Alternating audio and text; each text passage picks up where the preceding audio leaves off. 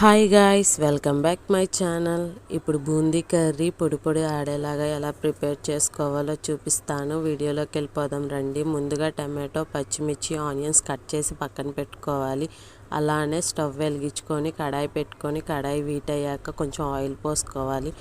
Oil heat అయ్యాక అల్లం వెల్లుల్లి పేస్ట్ వేసి ఫ్రై చేసుకోవాలి. ఆ తర్వాత పచ్చిమిర్చి కూడా వేసి ఫ్రై చేసుకోవాలి. ఆ తర్వాత ఆనియన్స్ కూడా వేసి ఫ్రై చేసుకోవాలి. ఆ తర్వాత కొంచెం టమాటోస్ ముక్కలు వేసి అలానే కొంచెం సాల్ట్ రుచికి సరిపడా వేసుకోవాలి. కొంచెం పసుపు వేసుకోవాలి.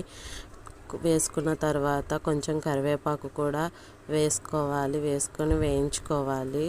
వేయించుకున్న తర్వాత కారం కూడా వేసి వేయించుకోవాలి. చూడండి, బాగా కలిసేలా వేయించుకోండి.